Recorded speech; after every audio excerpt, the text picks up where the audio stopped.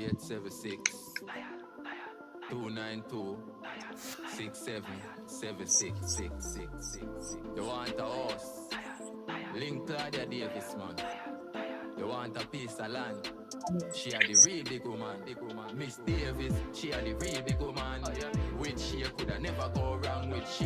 You can own horse and a van through she. You can own acre land. Miss D are the real big woman. With she, you coulda never go wrong with she. You can own horse and a van through she. You can own acre land. She tell me pre-smart, pre-better. Get your own damn place so you prefer every day. My wife have to sign up letter car. NHT them a real trend setter. Plus me don't get a youth of a member. My son just on table in December. And she look construction too. She will build your house for you and you get it well rendered. Davis, she are the real big woman. With she you coulda never go wrong with she. You can own house and a van through she. You can own acre land. Miss D are the real big woman. With she you coulda never go wrong with she. You can own house and a van through she. You can own acre land. She now start it and left you there. Me I tell your brother, yes, she well prepared. And if you're meeting and no farmer panga wrong, she give you lawyer, brother, clear your fear. She are the best RS agent. She help me need if you stop pay rent. They don't care about mind, them just give me strength by steel and gravel and black and cement out. Now me house that I build up on the eye, me and save some me money gone up in the sky from. Maybe Claudia, me say me nah lie bank. Have money and me pocket never giant. Me swear for me life, say me son him have to fly so. Hypocrite pagan while we die. You can't stop Claudia Davis, don't try. Every day another house gone. I Miss Davis, she are the real big woman. With she you coulda never go wrong with she. You can own house and a van through she. You can own acre land. Miss D are the real big woman. With she you coulda never go wrong with she. You can own house and a van through she. You can own acre land. Yeah man, you know. It's Claudia Davis. Pick up yourself. That's a like, subscribe, and share. Claudia Davis. Can get your house anywhere. Just be prepared without no fear.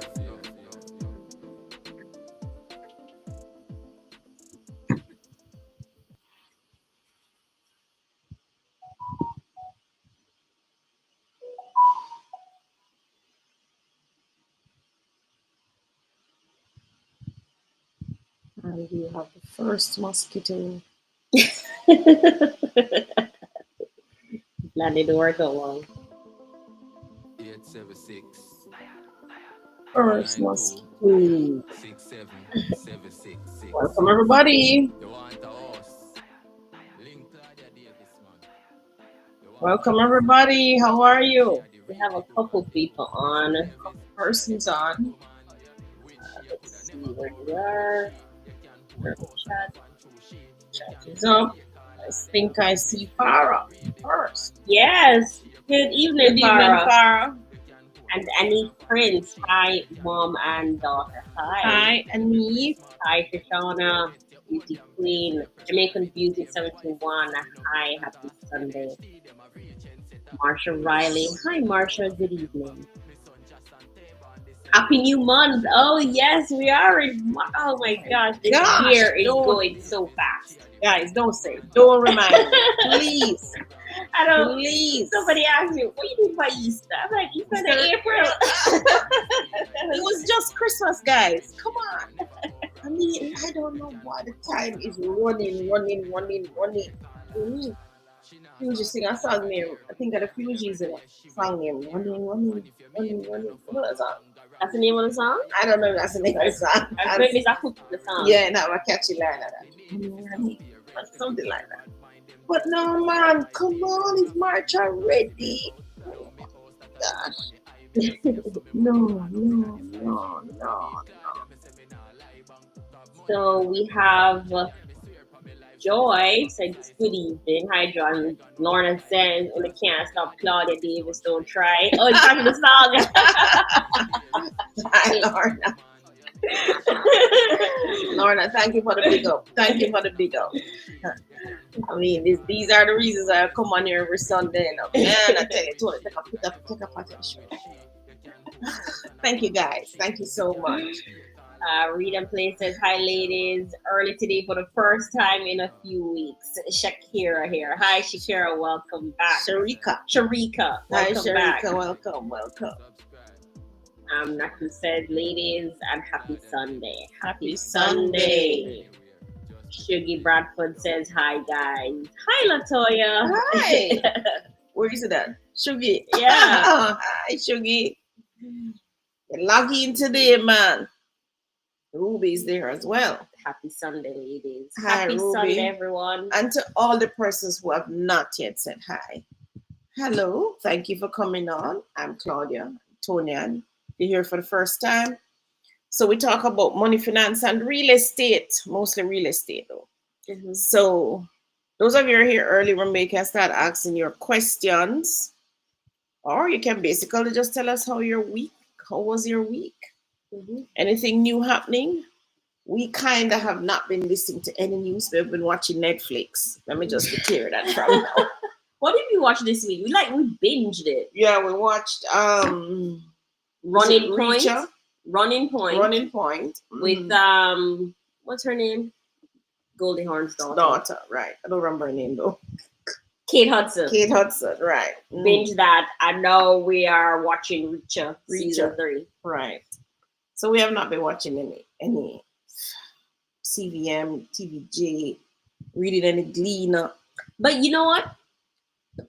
So the week that you were going to be on TV, most of that week, I watched the evening news in anticipation of just being on local TV so I would catch your show, right? Okay. So I end up watching evening news for the entire week. Right. And I realized that my week was negatively affected just by watching the evening news. How was it negatively affected?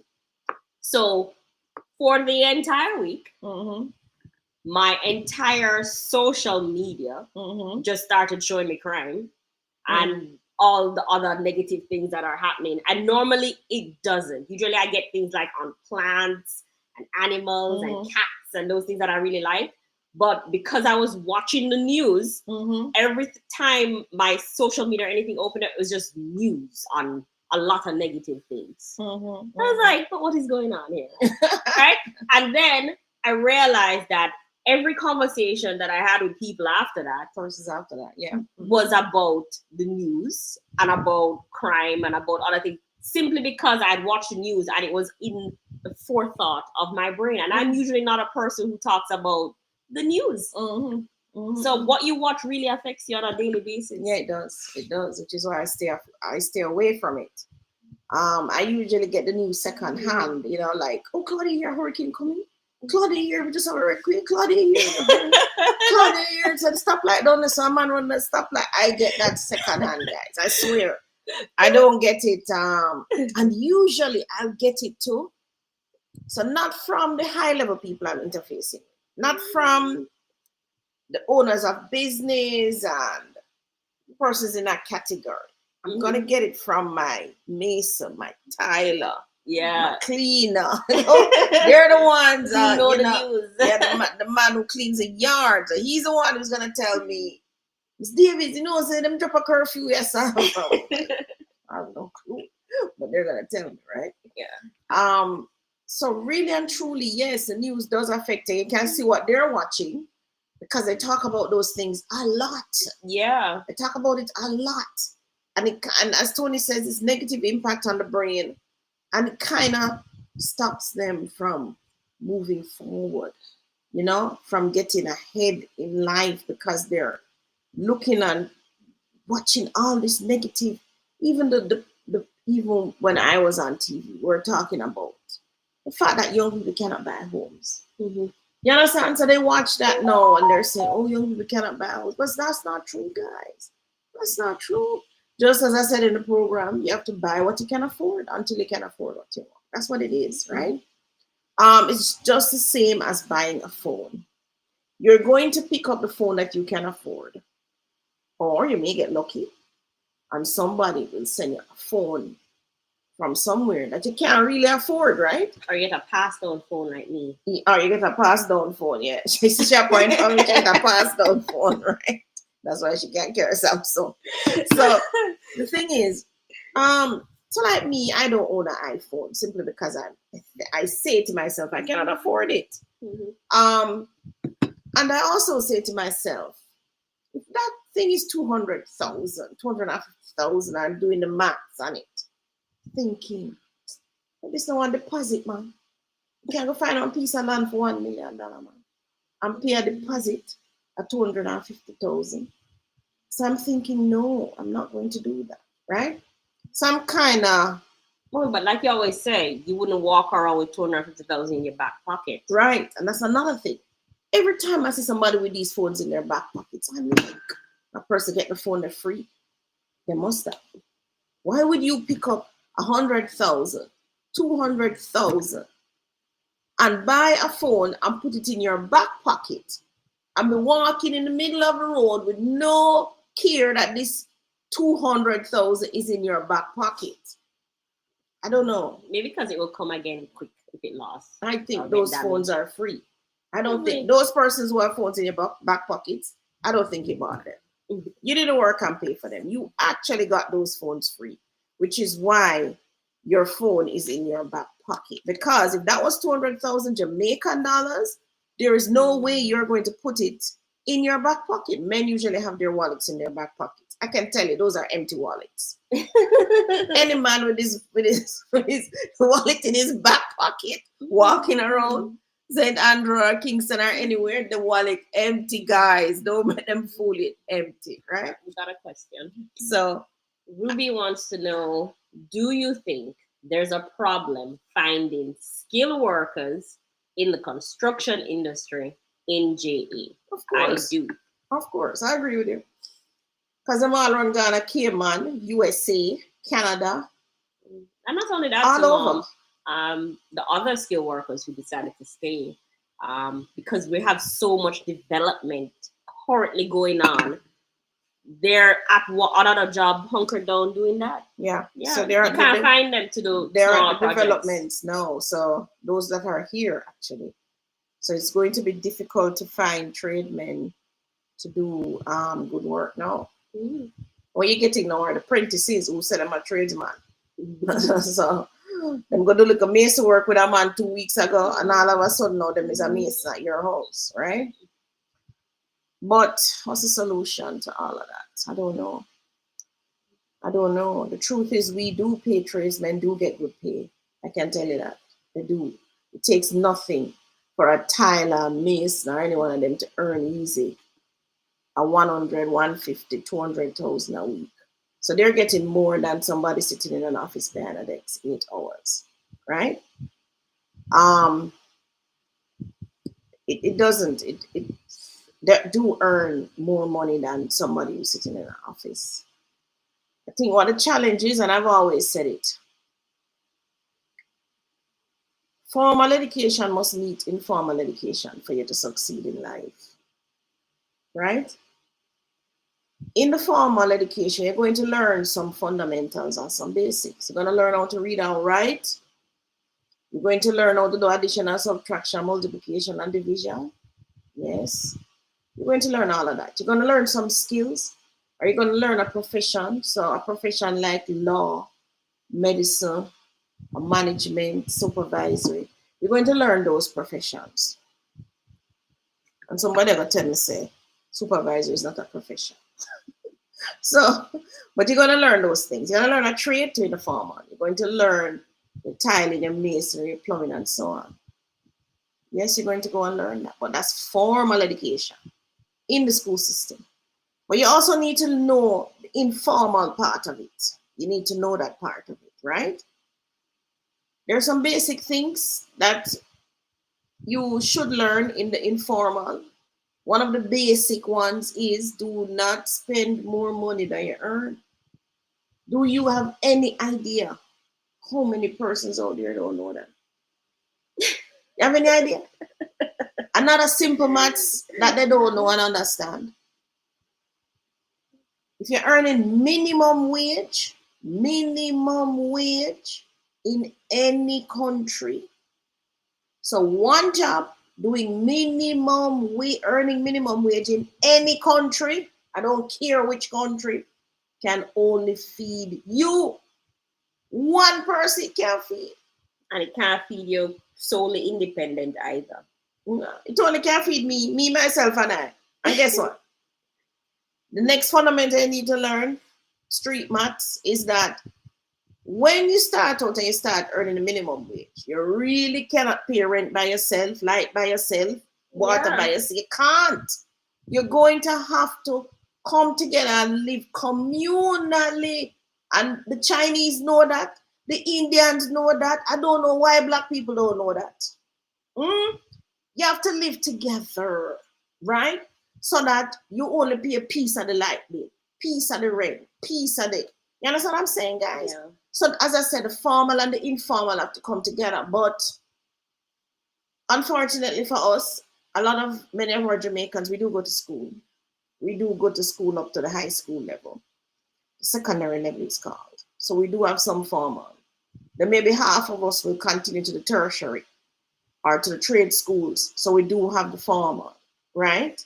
It's the informal now, which is going to keep you now poor, because guess what? Even if you're a doctor, lawyer, Indian chief, if you don't know that, one, you must never spend more than you earn. Two, you depend on the minimum wage ladder. And this applies to every profession. Because I can tell you, when you leave school, 7 years of school, and say you're a medical doctor, everybody raise up every year. That's because, guess what? When they come out of medical school and realize, ouch, I'm only getting 150,000 a month, 200,000 a month, and then you will have to go and do a whole heap of overtime now to earn more money, right? But you want to pay a rent by yourself. You want to pay a light bill on your own. You want to do all these things. And then on top of that, no, you're in the minimum wage bracket, you go have a child. All right, fine. I wasn't in no bracket when I had a child. Remember I told you I had a child at 17. So I was in no bracket when I had mine. So there's no bracket called unemployment? Unemployment. I was in the unemployment. Even though some people are not unemployed, they're just not working. Yeah, they just don't want to. And they don't want to work too. Yeah. They don't want to work. So I was in the unemployment bracket. But lucky for me. So my mother was in the States. She used to send clothes. So I never had to buy clothes. She never sent money, but she sent clothes. I didn't have to buy that. Also, Tonian's father was there. So that was an income as well. Also, I lived free. So I lived at my Aunt Dolly house, who she was the one who took me and my father threw me out. So therefore, I wasn't paying no light, no water, no rent, no mortgage, none of those things. I was getting clothes free, right? I was getting the money from my baby father. Then on top of that now, Heart program came out. So the same Heart that taught me construction and taught Tonya and plumbing, that same school just came out when I had Tonya in 1983. I think they came out in 1984. And luckily for me, one of my friends gave me a paper and I went and I registered. And at the time, they were giving us, I think it's $50 a day. I think it's $50 a day. And I'm giving people them Tony. Can you imagine? You getting $50 a day back in the day? That would be rich. I'm getting $50 a day. I don't know. $50 a week, man. I think $50 a day, but $50 a day and no money no free. $50 a day is what I think it still is now. No, yeah, and $50 in any currency is not money, right? $50 US is or not $500 money. a week or something. No, man, $50. I still remember I say $50. Because I used to buy 2 tin of baby feed and pay the lady $20 to take care of and go on to school. So I had what you call an assist. That's what you need. So if you're unemployed or you're minimum wage employed, there are some informal things like that you need to know. You have to have an assist. So you have to live free of bills. That means you're living at home, or you are like me, you're living with a family member. Or like me, you still live at home. Right. I am free of bills. Free of bills. I have an assist. Right, you have an assist. You can't pick up yourself friend and talk about you for a minimum wage pay and you go to road, got paid light bill, pay this, pay that.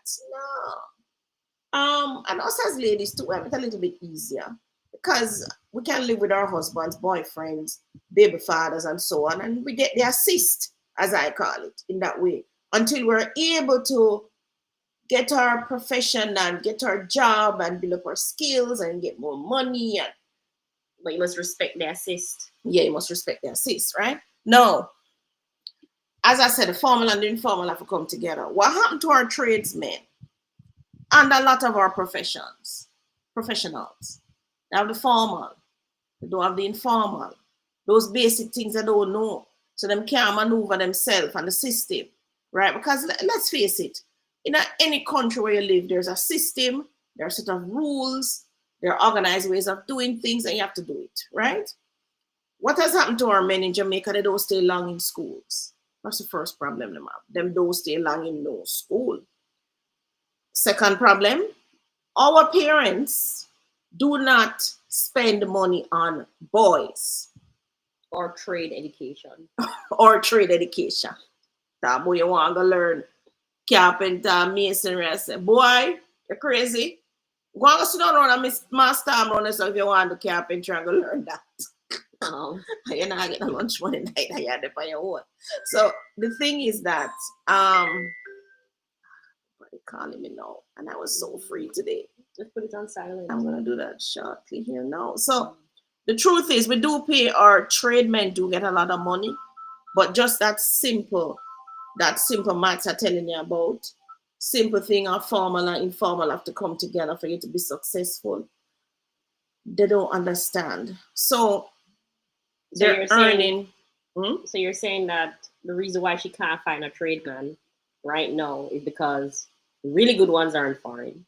The next set of good ones are working on development, and the third set don't stay long enough in school to develop their trade. Yes, and the reason, hold on, but the reason why the first set run Ghana foreign, again, formal and informal never come together. So them out here and them about say, "Me can't make it. Didn't know go on for me. Me can't make it. Me have to go foreign." Yeah, but so they go into a first world country that formalizes it for them. Formalized still only education, not the informal. You see, if you don't understand certain basics, you will never make it in any system. Because let's face it, if you go foreign and you earn minimum wage, you have people out there for support. Plus you have to support yourself for foreign. So every dollar you make, some are come here and some are try to support you. But when you go foreign, doesn't foreign naturally put you in school to go and get qualified for the trade? We're not talking about formal education. Formal education is going to school. And just like I hear you asking me those questions, some persons you never understood what I said either. Because you never understand it either. No, I understand you said you have formal education and informal, not spending more than you earn, etc. Don't live above your means. But when you're in a first world country, aren't there like mitigations against some of those things? Like what? Them give you a credit card everywhere you go. How does that stop you from not spending above your means? Sure. Explain that. Well, you get a bad credit score for what? Yeah, but credit score not help you in anything. These phones, so many of these phones ringing like crazy now. Tony have too many phones, man. Tell that person to text me. Put this on silent. Oops. Yeah, so it is not the formal education's responsibility to teach you the informal. It really is your parents.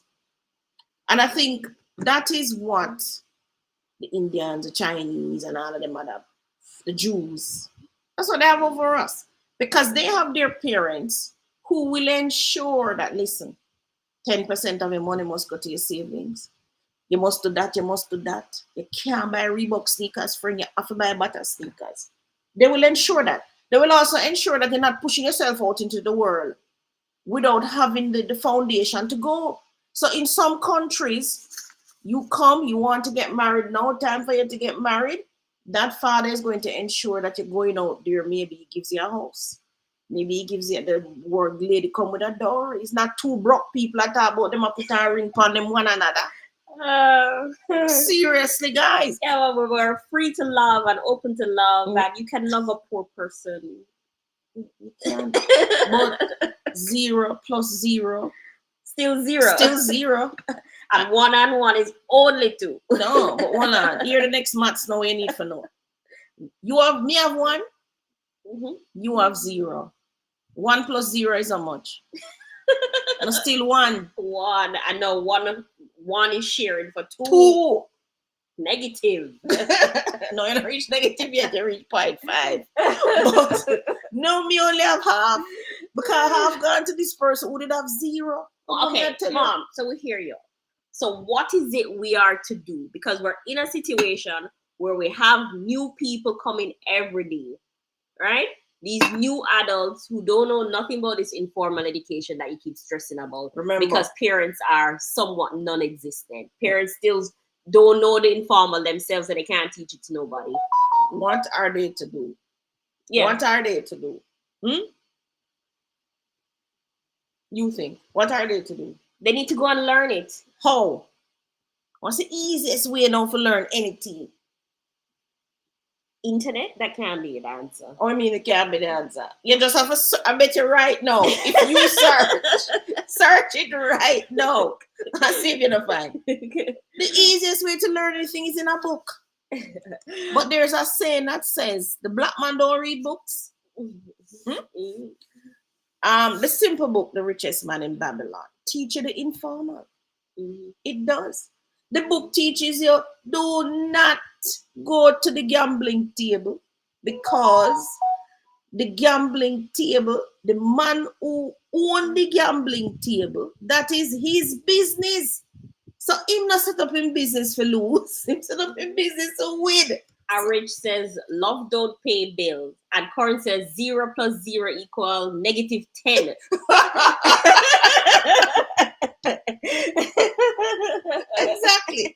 Exactly. So guys, I'm saying that the tradesmen, we do have good tradesmen, but professionals do it too.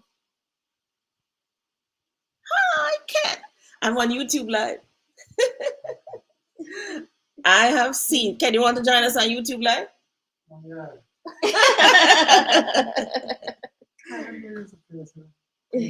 All right. You're passing through. All right. We talk. Yeah, ma'am.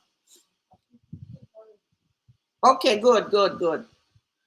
So you have to understand now, Tony, as they say. So basic maths, you have to know to write. All right. So it's not just tradesmen pick up themselves and gone. At least them gone with 0. But guess what now? The professionals do it too. So them have a house in Jamaica already. A nice job, Tony. With me and you would have want. Right? I give you how much benefit, health insurance, loan at low rate. And the mayor say, oh, the country I recruit people, man. Yeah, man, the place nice. Not a crime, nothing. And pick up themselves, send them house, clean out them bank account. Well, we stop throwing stone on people. Half the people on the chat is probably in that situation. Board the plane. Well, I know enough people do. I know so many persons do. Board the plane, and I was talking to a young man just 2 days ago about the same thing. And he said, Miss Davis, them never tell me, say, my degree never mean nothing when I get here. That I had to go back to school. So, of course, it set you back. Because now you have to go to school for 1 year, 2 years. Go learn something when you learn already. Just because you're not fitting off in them system, you know, because them know, as far as I'm concerned, our university degree are foolishness. So you set yourself back. Because now you spend the money now. Imagine too, you get education free at Jamaica. A lot of us got it free in Jamaica. Like me, I got a scholarship to go to university. So I got it free, right? I also went to Hart free. So I never pay for no education. I go secondary school free. I go primary school free. But you know, it's interesting. So you saying all of that, I then me, you know, if I go take up myself, go foreign, and go pay feet. Why? Jamaica must be one of those few countries that put immigrants first. Because from where you're talking, they put them at the back of the line. Yeah. But ours come here with benefits. Benefit. They can instantly buy property. instantly get TRN and everything, and instantly open businesses, everything. And depending on which country they're coming from, they get reductions in starting their businesses and everything. And them don't pay the tax. And them don't need to speak a word of English.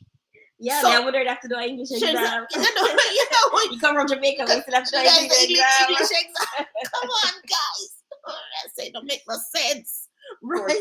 It don't make no sense. So you have to, and I want you guys to, we're making fun of it, but I needed to talk truth. I needed to put in the chat what you think.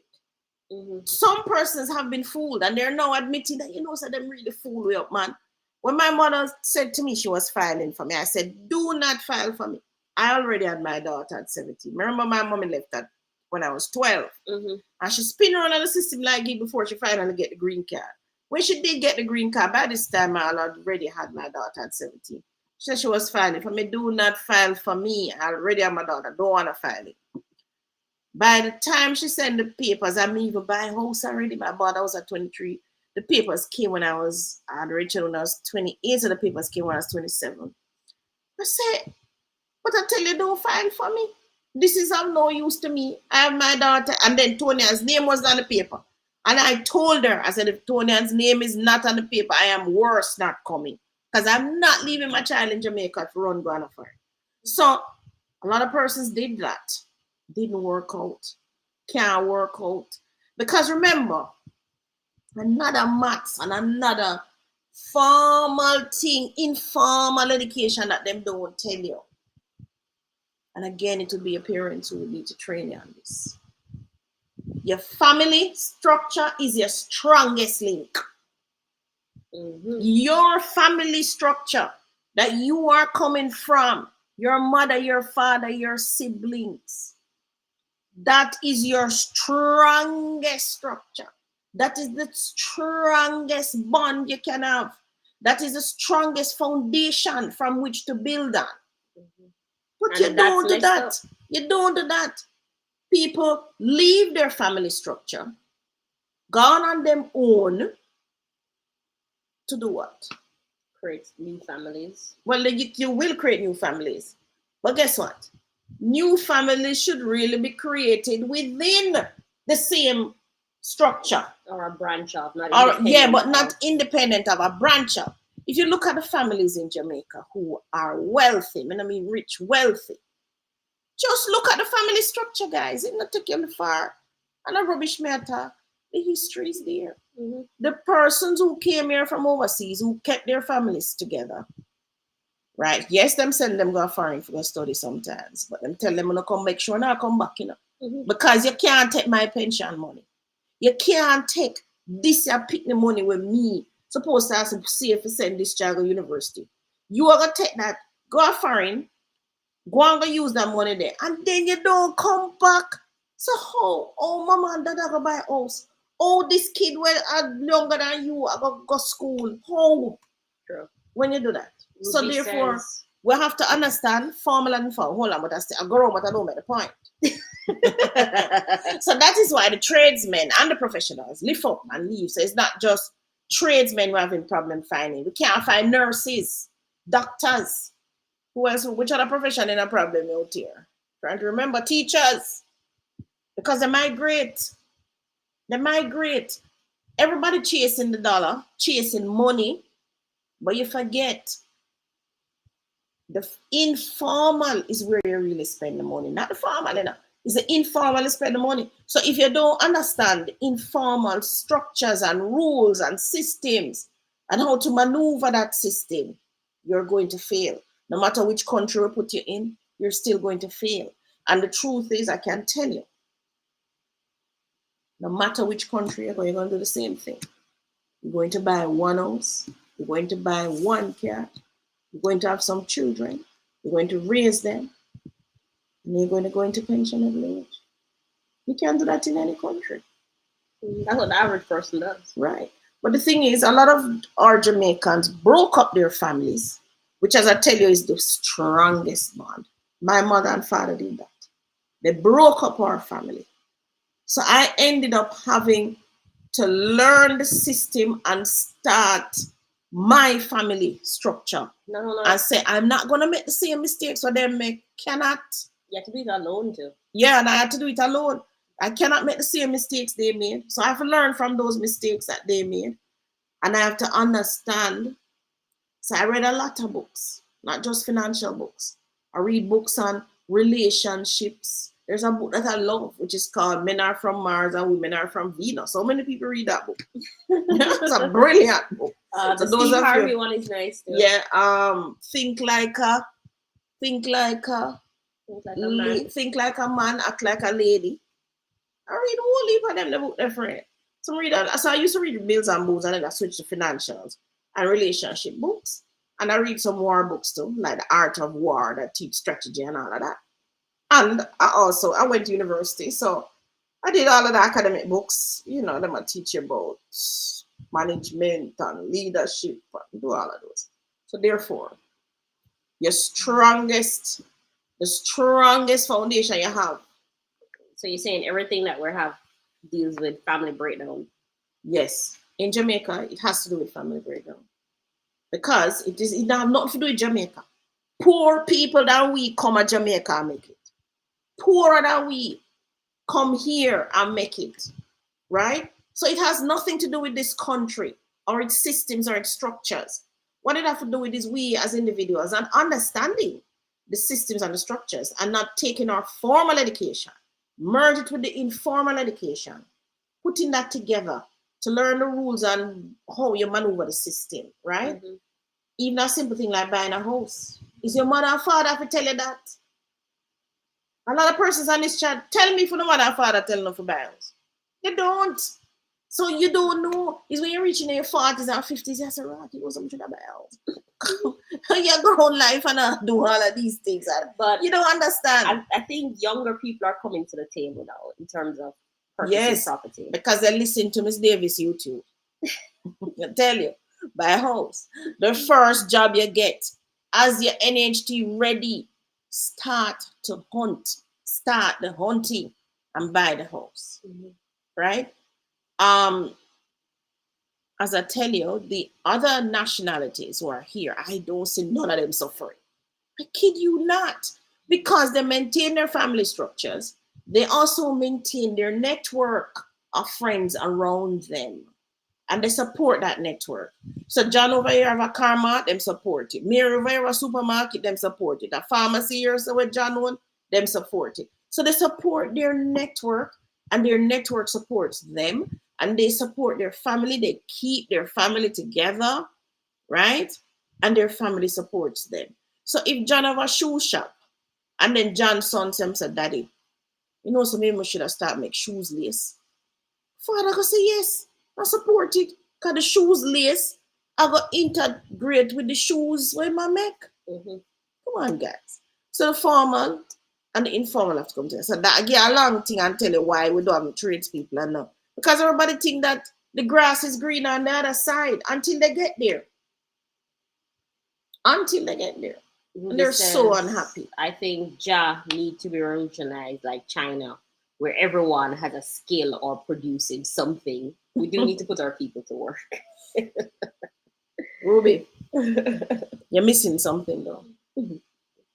You can't live here and don't work. So until you have a country where you have to work to live, it's not gonna happen. Yeah.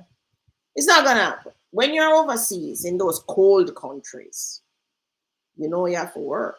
Who's going to pay the heat bill? Right? In this country, we have heat 24 hours, 365 days a week. We don't experience extreme weathers that will devastate you. We may have extreme weathers in flooding, maybe a hurricane or two, and so on, even an earthquake here and there. But we live in a country where we can afford not to work. Think about it. You need two things when you become an adult: shelter and food. Shelter not in Jamaica. We have fully for land. We have fully for buildings are locked up. You Tony, my father they keep me out.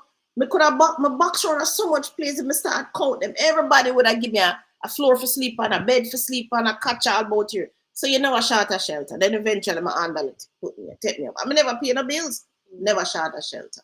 right? Yeah, people have whole heap of land too. We have whole heap of land. I don't take none to put up some plyboard. I have a house. I have a house. It don't take anything. I have some lands and the two farmers call me. And get my number from a neighbor. Miss Davis wants some farming. I said, what you want farm? Callaloo. What them tell me? Callaloo. Them tell me, callaloo, pumpkin, some short crops. I said, go ahead. I said, them say, Miss D, how much you charging? I said, how much you want to pay? How much you can afford to pay? Tell me. The man said, he can't give me 10,000. He said, 10,000 a month? He said, no, Miss D, 10,000 a year. I said, all right. I said, all right, me can't give you 1 year. Go on and do your thing. Well, I tell you, the man called me a million times because I tell him I'm going to give him a little contract, which I am. We still come out here to when we don't have a contract, but when we come back next week, we have to have this contract. Two of them. Mm-hmm. The man left the money with the neighbor. Both of them leave 10,000 with the neighbor. So I have to go and pick it up from 2 weeks now, which we haven't been there. Them leave 10,000 with the neighbor. And I said, do your thing. Him send him ID. Them send them ID. Them send this. Can I wait for this contract? But I'm tardy with it. Them just apply like a callaloo or whatever. So I remember I teach you that you must write a little contract.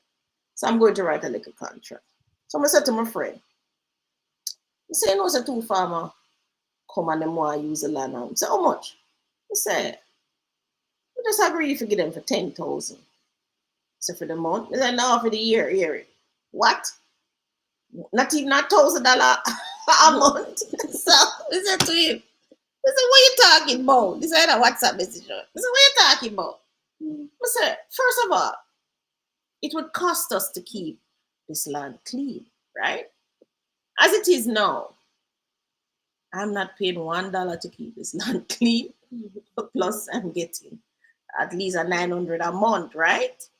Mm-hmm. So, I say, besides, think of it this way. The amount of break when me get in a life, you see? You not take nothing for me give the man a break. It's not even about the 10,000, quite frankly. And I'm sure if you drive up there on something reaping, you get more than 10,000. Which I get all the time. All the time. Right? Where Riverstead is, I have to keep driving up there to show people. I'm telling the guys, every time I go up there where I read pumpkin, and I said to them, who not tickle the people in pumpkin? Because this thing just growing wild. You understand? So we're always getting pumpkin when we go up there, right? Mm-hmm. I can't tell you. You get back so much more, as Tony said, more than the 10,000. Mm-hmm. Which is why I like the Riverstead concept. Because that concept will have... Hi, Cheryl. I just see a message. Afternoon, Cheryl. That concept for us will have a self-sustaining farm. I wouldn't say self-sustaining because we have to go sustaining, but a self-sustaining community where we will have an agri-park where we will walk along the paths. We can pick our mango, pick our breadfruit, pick our ackee. I can say, come guys, I'm gonna run a boat to pick our breadfruit, to pick our ackee. We have our outdoor stations for kitchens because I'm gonna make sure we have some of those. We need to have at least 5 of those on the compound. So that families can come down. We start a pot of soup, Tony. Mm-hmm. We can roast with breadfruit, cook with ackee, outdoor like we normally do as Jamaican people. I just know we are using electric stove or whatever, but we used to it. We would fire whatever. And we right away we have our food. So it's self-sustaining. And we have the community is self-sustaining. And we will have our cocoa. Right now, the property anyway already comes with some things. I was eating apples on it, Yana. Tony, I download the video. I was eating apples. What are you talking about? The apples video, I was eating apples. I think you sent it to the Riverstead group. I did. So I was eating apples. We also, breadfruit is already there. So is ackee. So is June plum. Lots of pimento trees. Everyone, we're not pimento. Sell pimento, we can. It was a pimento farm. But you know what is so, and you can hear the passion in my voice. So that same land I'm telling you about. At first I said, yeah, man, it's good for farming. And I said, Tony, and yes, she was the one who get excited about the farming. Me kind of hesitate. Come here, I said, farming, that thing is hard, you know, man. You see, when you alone as a woman, I try to talk about you're going to do farming. Oh, with no man in front of you. seriously, let me tell you. Someone said, farming thing at Tony are rough. And so said, so done. We get the land, but we don't do no farming. We don't even plant not even a tomato. Right? So I'm glad to the farmer them come now and say them wanted them farming. I'm the happiest person, right? So you know that this Riverside came about because persons on the same YouTube live said they wanted to do something else like what we're doing in Norwich, because we're doing the same thing in Norwich, Portland, right? And that's how it came about, right? So I'm glad that persons have jumped on board because the farming concept of this one is big, right? So it's going to be on 5 acres of land. That's a big piece of land. And I'm glad that there's so many persons will be coming together to do it. So it come together faster, quicker, more better, bigger, beautiful, and nicer, because there are just so many of us. This is what is missing in our Jamaican culture. We don't understand that we have to come together to do things. Even with your own family, with your friends, with investors, with co-workers, come together, right? Mm-hmm. I saw the Sigma run the other day, and Sigma, my daughter participated in the Sigma run. That's the other one, Rachel, with her company, who paid for them to go to the Sigma run. And I'm saying to myself, this thing started as a little thing. And when the people them tell me how much money they make, I was in shock and awe. It's a charity event.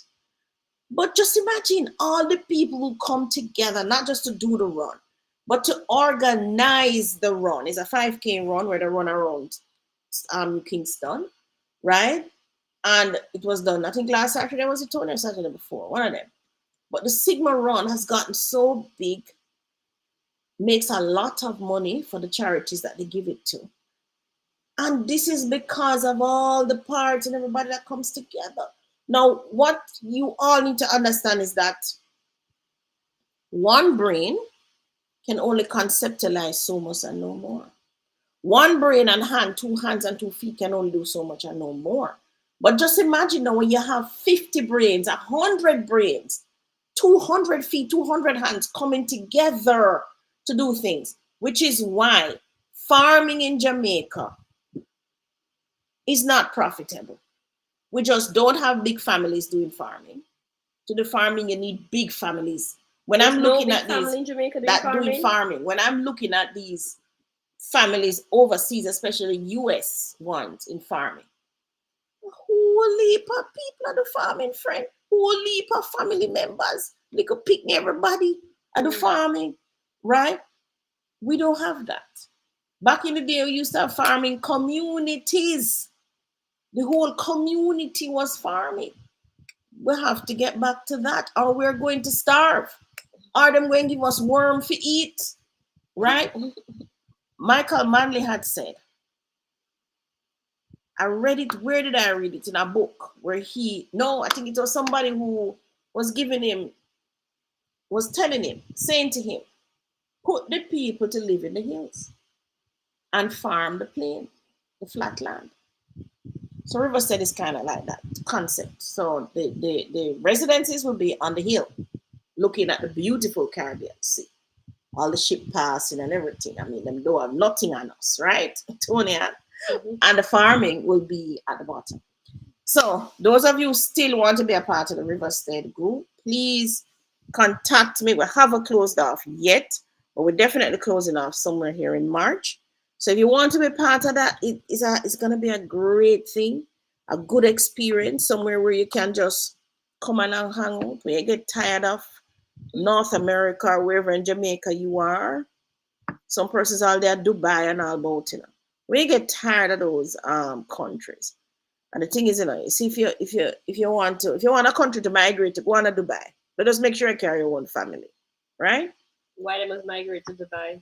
Because that give you a better bang for your buck. What do you mean? Because Dubai is extraordinary compared to North America. Yeah, but have you read the fine print? What's the fine print? I don't know. Just like how North America didn't tell them the fine print. The only fine print is that they don't date their nationalities, especially you men, right? That's why I say carry your family, right? Okay.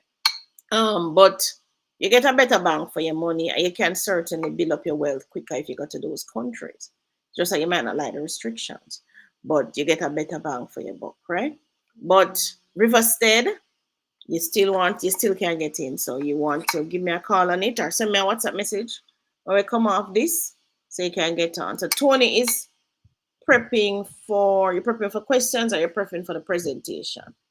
Let me see if there's any questions. Ruby says, I agree with you, but I think sometimes you have to start with the cards that life has dealt you. Like what? Like education? You always have to start with the cards that life has Yeah. dealt you. There's nowhere around that. There's no way around that. Some of us are dealt better cards. I don't think so. Still waste them. And then, yeah. Some of us are dealt way better cards, but you still waste them. So it have nothing to do with the cards that you're dealt. Any deck of cards, any hand that you get can be a winning deck when it comes to life. Mm-hmm. The choice is yours. And that's it. The choices you make is what changes your deck. That's what makes it different. The choice that you make. Right? You have to understand. And you have to be able to read the game. I said, that's the thing. So like when I'm playing Monopoly, I always beat everybody. Beat them pants off. Even the game, cash flow game, Robert Kiyosaki. Because I've studied the rules of the game. So I know how to win. You have to study the rules. Life is like that. You have to know the rules. You have to know the players.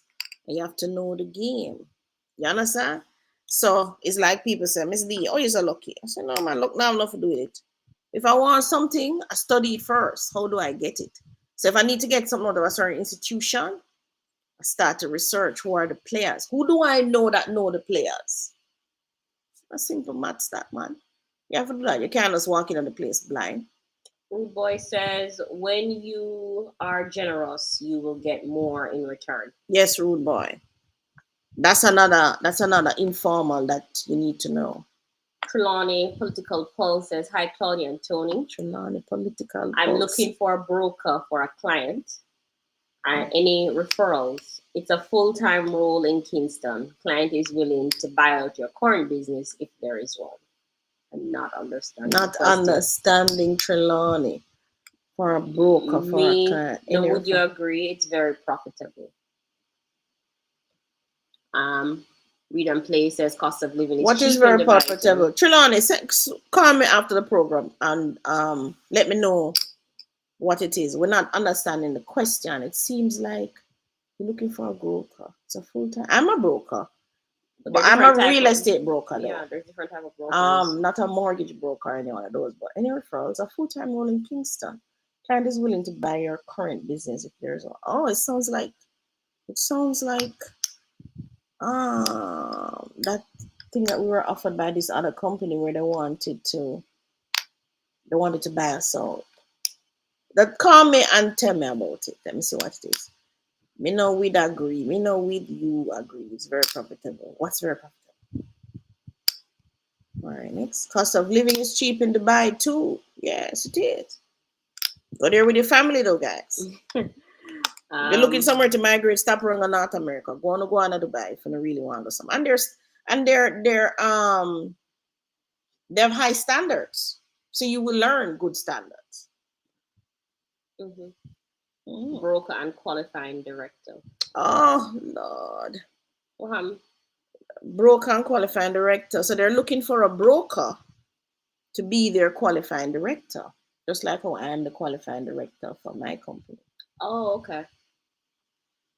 Trelawney Political Pulse. Man, you gotta be paid me millions. More than six figures. But it doesn't take that long to become a broker.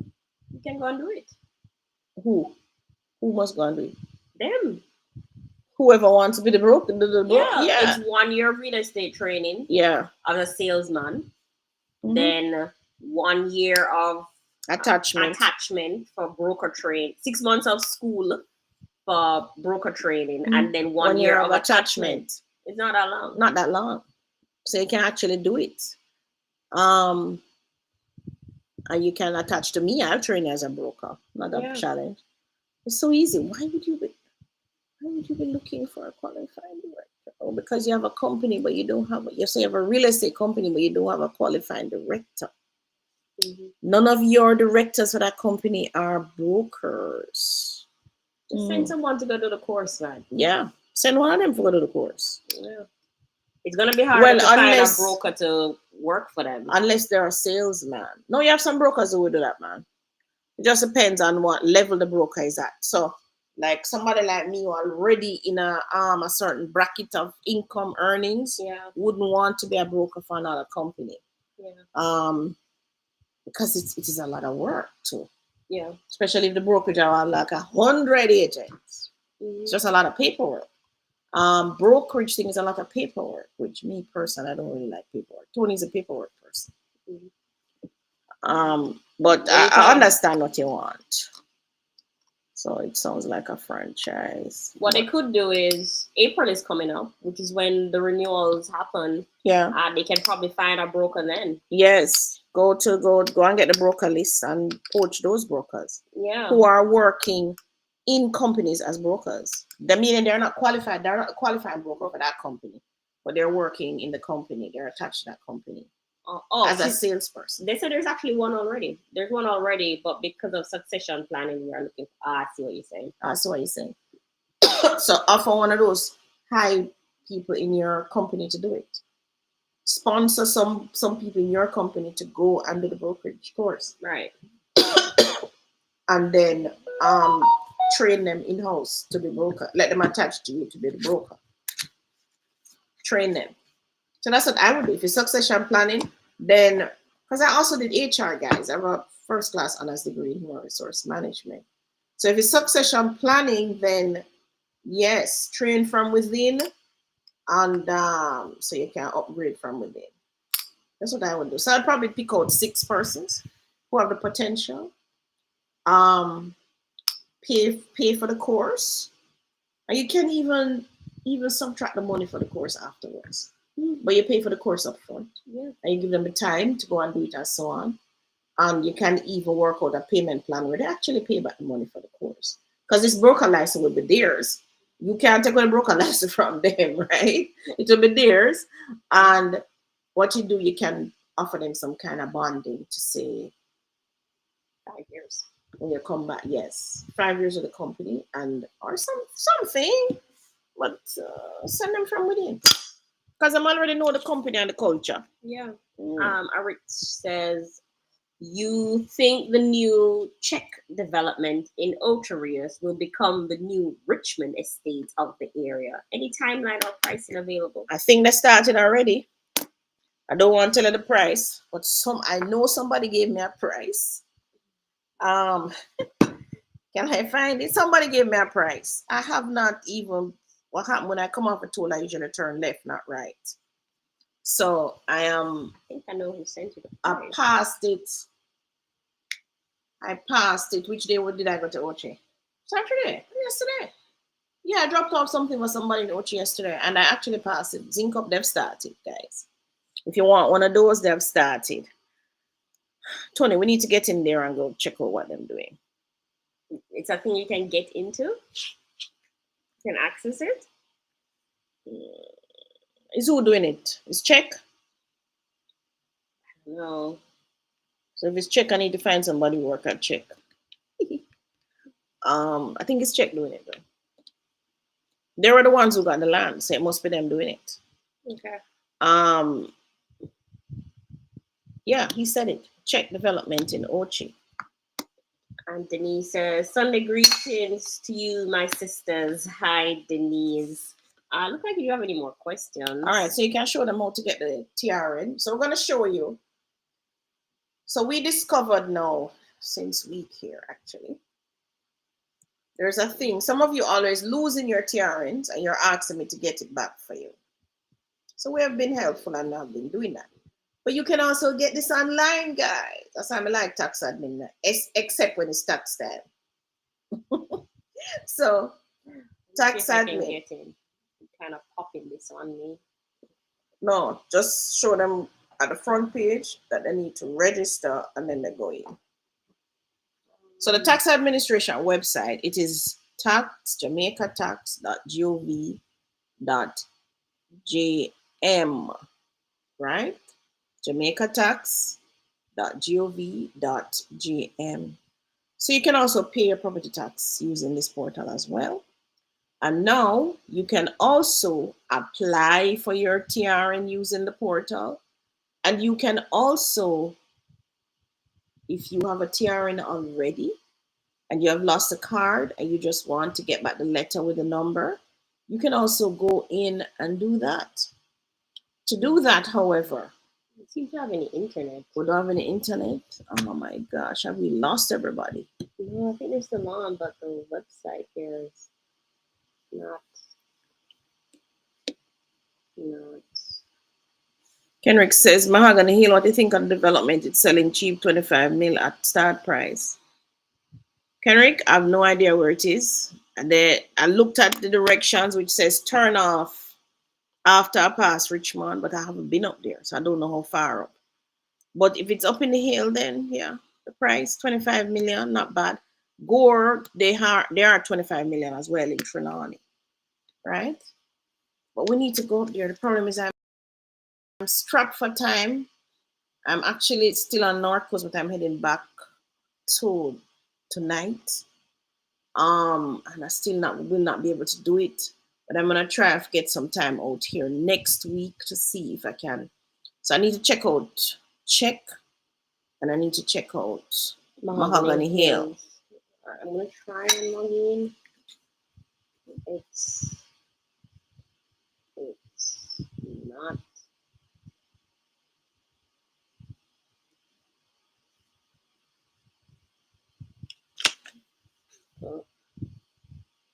But remember, when we say cheap, remember, if that's your price point, that's what you go after.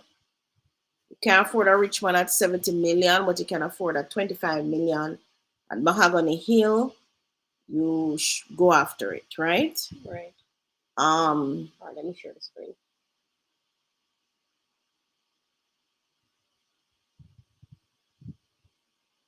All right, so I'm gonna get to the construction shortly. So they're doing reverse income tax credit. All right, so this is the tax administration website. So it's jamaicatax.gov.jm. This is usually the first page you will come to, right? It has an option here at the top right to log in. So if you're new to the website as well, you can click create account here and you will register an e-services account here. You have to register before you can do anything, correct? Correct. Mm-hmm. Okay. So I'm going to log in. And then once you're in, you're going to go to here. It's here already here, e-services. So you want to go manage my e-services account if it is that you want to find your TRN. So you go to manage my services account. And then you go here where it says request TRN data sheet / assignment letter. Assignment letter? What's an assignment? And then you go next. You say you want the assignment letter. No, you want a TRN assignment letter. Mm-hmm. Yeah. You click next. And then you click submit. And you press OK. Right? So it's now saying that the letter is ready. So I should go to correspondence. And it's not here yet. But usually it will show up here. It will show up there. So give it about 5 minutes and you'll see it. Yeah. That's easy, guys. So, now I need to call Miss Davis about getting this TRN. You can just go onto the tax website and get it. All right. So, Tony, are you going to go to your, you had an article you wanted to talk about? I want to show them something else first, though. Okay. See it here. It's ready. What does he want to show them? All right. So here's the letter. Oh. Can they see it? Yes, I can. No, they're not seeing it. So maybe they shouldn't see it because this is somebody's TRN. Right. So it pops up and it gives you the letter just like how it would look. The only difference is that it says electronic copy across the street, across the page. Okay. All right. All right. The next option now is to apply for a new TRN if you don't have one. So especially for persons who are overseas and didn't get a TRN. So you go back to e-services, you scroll down to where it says apply for TRN. So you apply for TRN.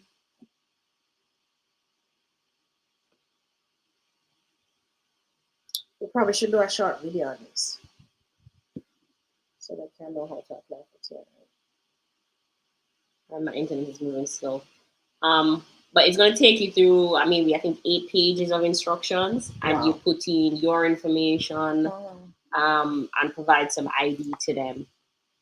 And then they'll ask you to mail the original TRN and an ID that's signed by the notary. The original TRN? The original TRN form. Okay. And the ID that's stamped by the notary. Okay. And then send it to them by, I guess, FedEx or DHL. Okay. All right, so that's that. And you want to go to your article next? All right,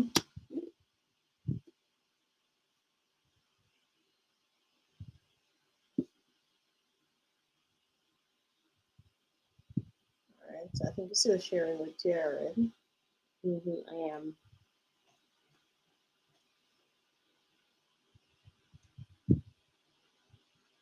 Okay, here we are.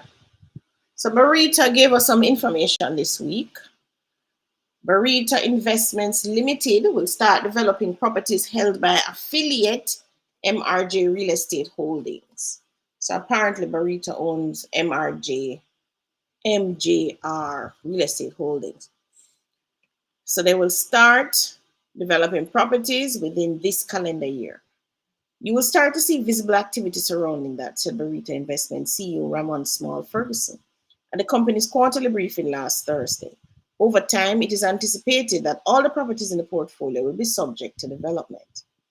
MJR Real Estate holds properties worth billions of dollars, but their development was put off due to the contraction of aspects of the real estate market. The portfolio includes Reggae Beach, 286 acres. I had no idea Reggae Beach was so many acres. For those of you who don't know Reggae Beach, it's in St. Mary. So when you just come out of Prospect on the left, so you would turn right to go to St. Mary Country Club or Tree Hills. But if you continue a little, it's on the left, Reggae Beach. I used to go there. Very nice property, but I didn't know it was 286 acres. And there's Green Castle, 1,600 acres. I have no idea where that is. Then Eden Gardens, 2 acres. That's in New Kingston. And the former Kingston Ice Factory, 3 acres, which is downtown. And Windsor Estates, 100 acres. Where's Windsor Estates? I'm supposed to know that one, but it's not coming up to me now. Barita's parent company, Cornerstone, plans to build its headquarters on the Eden Gardens lands at Lady Musgrave Road in Kingston, New Kingston. The group previously expected to start earning from developments in 2027. The real estate sector, which includes sales, rentals, and realtor services, recorded its 3rd consecutive quarter decline in December, according to the Planning Institute of Jamaica. The sector fell by 1.5% in April to June, 3.2% in July to September, and 1% in October to December 2024 quarters. Barita Investments reported a profit, however, of $551 million for the first quarter, ending December, up 15% relative to the prior year. So even though overall there's a decline, Barita, they're outperforming, right? The performance during the quarter reflected the resilience of our strategy, underscored by our deliberate focus on revenue diversification, the company reported to stockholders. The growth was driven by a 9% increase in net operating revenue, which rose to $1.4 billion, supported by gains across key business lines, including treasury, trading, brokerage, and investment banking. The outlook for Barita remains optimistic within an uncertain economic landscape that's beset by geopolitical tensions, inflationary pressures, and political U.S. tariff hikes that pose risks to global trade and investment flows. Locally, The aftermath of Hurricane Beryl has dampened near growth term prospects, with the PIOJ forecasting economic contraction of 0.5 to 1.5% for fiscal year ending March 2025. Despite the challenges posed by a difficult operating environment, our significant investments in transforming our business model, together with our continuous robust capitalization, gave us confidence in our ability and capacity to thrive, said Barita. During the quarter, net interest income grew by 15% to 169 million, as the company benefited from the easing of monetary policy, which reflected in the Bank of Jamaica's 100 basis point reduction in the policy rate from 7% to 6% during the calendar year.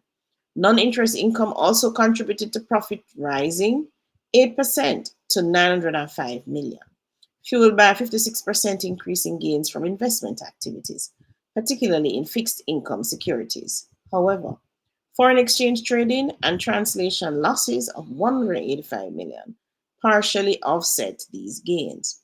Barita's capital dipped to 35 billion in December 2024 from 36.7 billion a year earlier.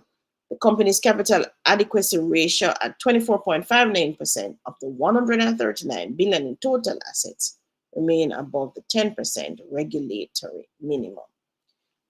So Barita is doing very well for themselves. Now, this is where the formal and the informal come in play again now. So the formal there is telling you what Barita's numbers are. If you notice, I spend a lot of time talking about their numbers and all of that. But what is it? What is the informal mood you're getting? What is the underlying thing that they're telling you now? So when you read the article, you have to be able to focus on what is the underlying thing that Barita is saying. What are they saying? And you have to kind of read it too. So they say the PIOJ say, oh, that's in that. But if you notice, when they were doing the quarters, as the quarters came closer, they actually got lower. So that means there's going to be a turnaround soon. It would appear that way. So because it was a climb, it was reducing. So it looked like Barita was holding last year, and now they're getting ready to develop because they think the market is going to turn. They are pushing ahead, irrespective of what the PIOJ and those numbers are saying. You understand what I'm saying? And that is what makes for success. Your ability to look beyond the fog that is in front of you and push past it, get through it. Because when everybody's here saying, oh, that fog, I can't drive through the fog, and it stops there, you find a new gear, you find a fog light, sometimes you don't even find a fog light, but you decide that you're going to just go slow and steady, just being able to see what's in front of you. But you have a plan, right? So they have a plan, and they told you you're going to be developing Regal Beach, you're going to be doing that, they're going to be doing that. So they have four properties, and they've told you what they're going to be doing. So they're going to be developing these systematically. They even told you where they're going to put their headquarters, which is at Eden Garden in Kingston. So they're telling you what it is they're going to be doing, irrespective of this fog and whatever else is going on. For instance, going after steady, predictable real estate growth. Right. Kimberly was asking, what is the contribution to fund? I think it's Riverstead. I think that's what she's asking about. Riverstead. All right, Kimberly, you want to send me a WhatsApp so we can go through it in details. I am about to jump into. Yeah, Kimberly, just call me afterwards or send me a message. I'll call you back. It's 4:15, so we need to get into what I need to teach. Okay. All right, so remember we talk about real estate, and we're now talking about some construction and some numbers that you probably need to learn for those of you who are going into construction. Very afraid of the construction. Link Claudia Investments. You want a piece of land. She had the real big woman. Miss Davis, she had the real big woman. Which she coulda never go wrong with she. You can own house and a fan through she. You can own acre land. Miss D had the real big woman. Which she coulda never go wrong with she. You can own house and a fan through she. You can own acre land. She tell me pre-smart, pre-better. Get your own damn place so you prefer it. Dear me wife if you sign up letter. You hear the DJ say, pre-smart, pre-better. Pre-smart, pre-better. A simple thing like that. Pre-smart, pre-better. Simple thing.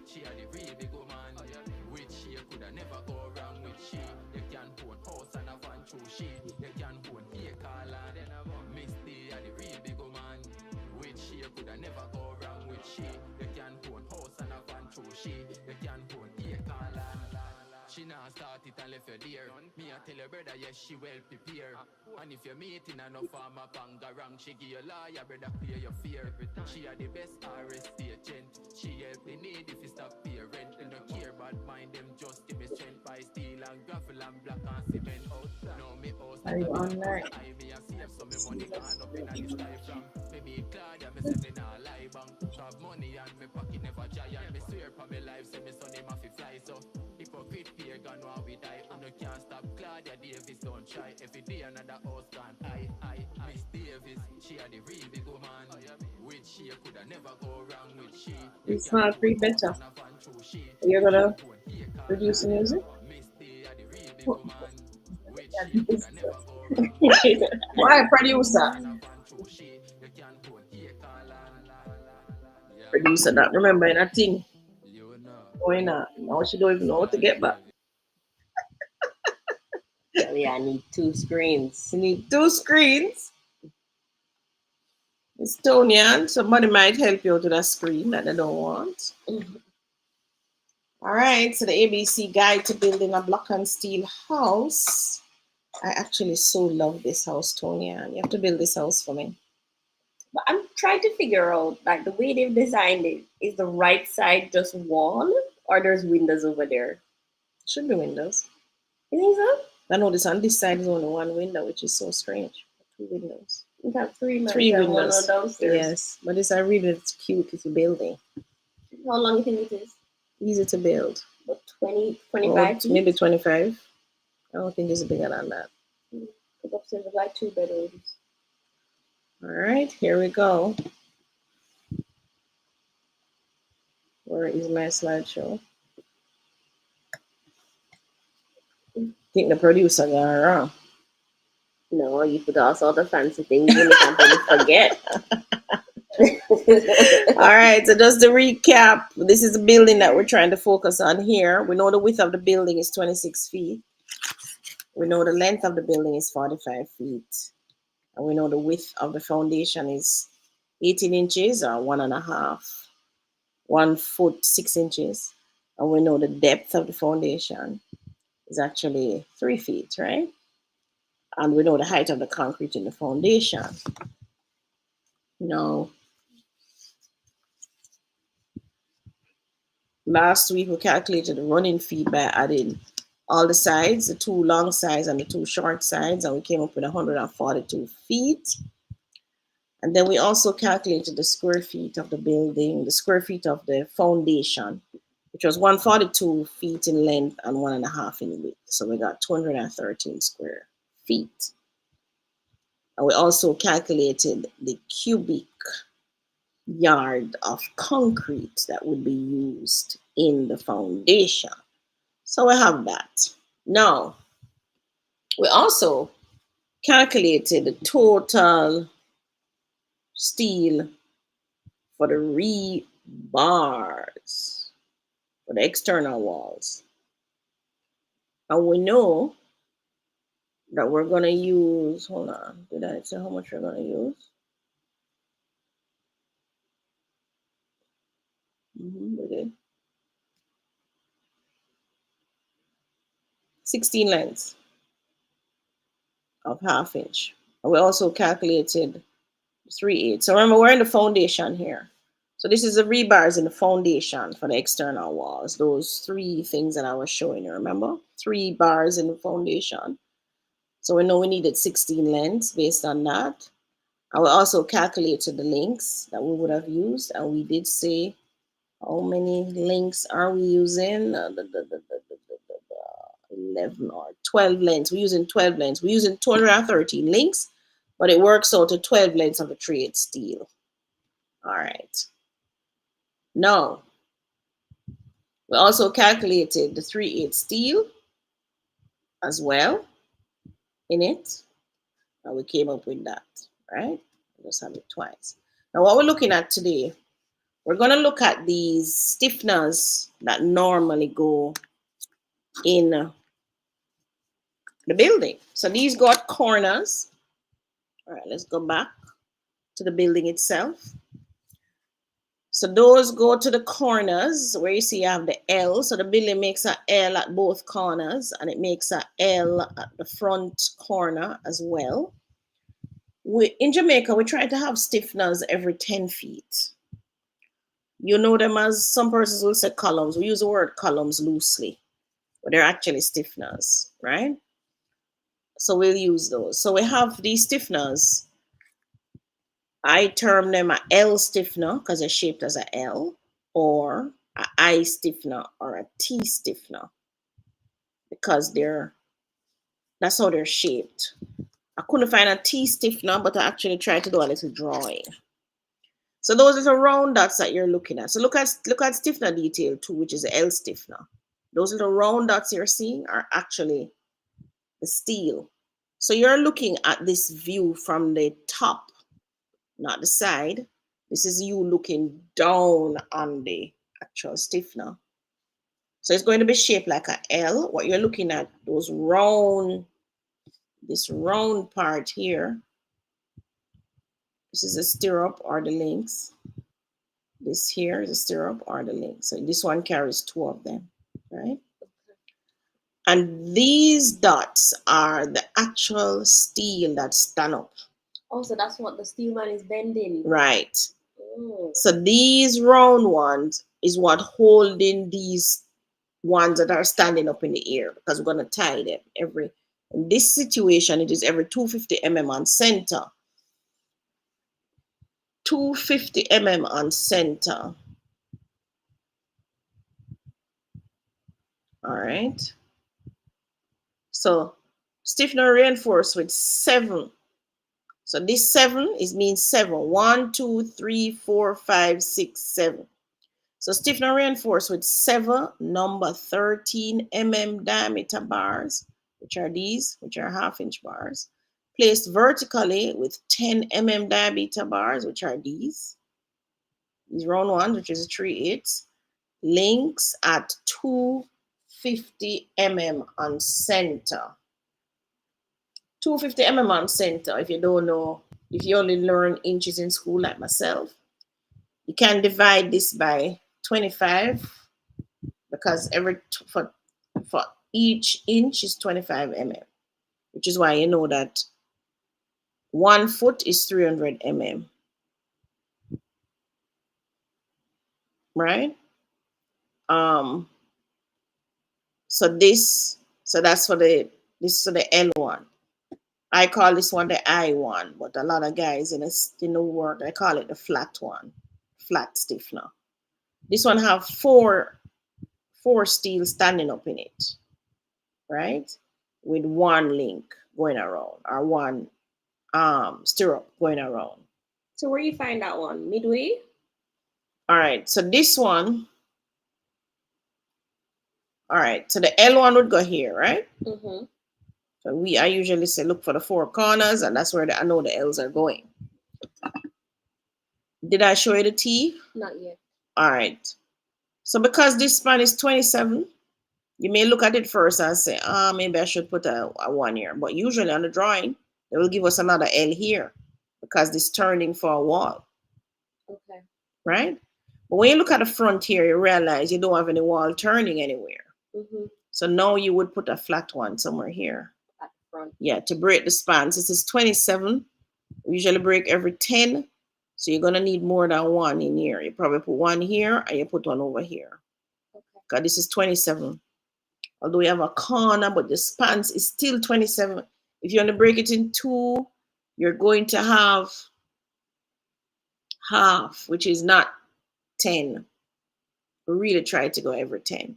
So when you look here, you look at this, you say, okay, there's going to be an L here, and then there's maybe a T here, a T here, an L here. So which is why I usually see a lot of these stiffeners standing up in your construction. I want to say the more the merrier, although I shouldn't say that. But look at your drawing, right? Look at your drawing. You're a bit too stiff. Yeah. Your drawing will tell you how many of these. It will actually show it on the drawing. It will be there. It will show you how many of these you will have in there. All right, so back to this. So I kind of draw a T stiffener because I wanted to show you how many bars. So 2, 4, 6, 8 goes in this one. This is the T one. So we have 7 in the L, 4 in the I, 8 in the T, right? Mm-hmm. Now we're going to assume from a drawing that you will need 4 L stiffeners, 1 flat stiffener or I stiffener, and 6 T stiffeners. We're going to assume that from a drawing. Remember, we don't have the foundation drawing. So we're just assuming that right now.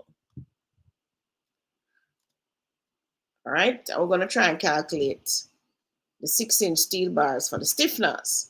Now you need to know some other things. You need to know the height of the foundation. So I remember I told you the foundation is 3 feet deep. So it follows that the foundation height is actually 3 feet high, which is 3 feet deep. It's because I'm coming up now while I'm saying height, right? So when I'm digging, I'm going down. So I said, what's the depth of the foundation? 3 feet. But now that I'm coming up with my stiffeners, I will say, what's the height of the foundation? 3 feet. Same thing, right? The height of the walls, we're going to assume 10 feet high. And the height of your beam is 1 foot. Now I usually try and take this steel work straight through the beam up because I don't like to splice steel. Now, many in the trade will tend to splice, and I did show you how to splice last week, how to calculate how much you need for vertical splice and horizontal splice. That's when you're lapping the steel, but I don't like it. I prefer to have one straight steel going up. So I tell them, don't cut my steel. I only want my steel cut in. Remember I tell you the steel length is 29. So I only want it cut in 2, which is 14.5 feet. This is because of this reason why I'm doing that. 3 feet is a foundation because it's coming out from the foundation. 10 feet is coming here and your 1 foot. And remember the extra. So your stiffeners tend to sometimes have a foot like this. So you don't need space for that. When you get up to the top, whatever loss out up there, we usually bend it into the beam. You also need to know the length of the steel bar, which you know from last week is 29 feet. So the L stiffeners, there are 4 of them. So how are you going to calculate how many you need? Or how much foot of it you need? So the 4, remember, we said we have 4 stiffeners. The 4 stiffeners need 7 bars. Right? And the height of it is 14 feet. So you're going to need 406 feet for an L stiffener. To make 4 of them? To cover 4 stiffeners. Because remember, you multiplied it by the 7 in it already, and it's 4 of them you need. Okay. All right. But that is in feet, running feet. So the I stiffener is only 1, right?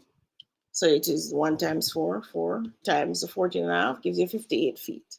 The T stiffener you need 6, you have 6 of them. So you're going to do 6 times 8 bars, because you know it's 8 in it, times the 14, which is give you 696 feet. Then you're going to add up all of them, and you know that you have 1,160 feet. I never do the maths for you. So how many steel bars you need? You have to tell them the height of the steel. Drop it in the chat. Tell me how many you need. Which height of which steel am I telling? Which height? 1/2 inch steel. The length of it is 29 feet. Oh, 29 feet.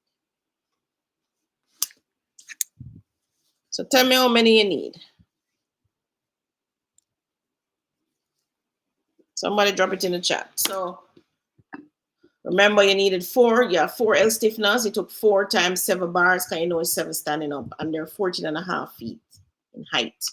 Based on the fact that I tell you I'm cutting this 29 feet in 2, and I'm going to put this, and because I'm putting 3 feet in the foundation, the height of the walls is 10 feet, and my beam is 1 foot. Your eye stiffener is, or your flat stiffener is 1 times 4 times 14 gives you 58 feet. So this is all in running foot, right? And for this one, the T one is 6 of those you have. You have 6 times 8 times 14.5 equal that. And you add up all of them now.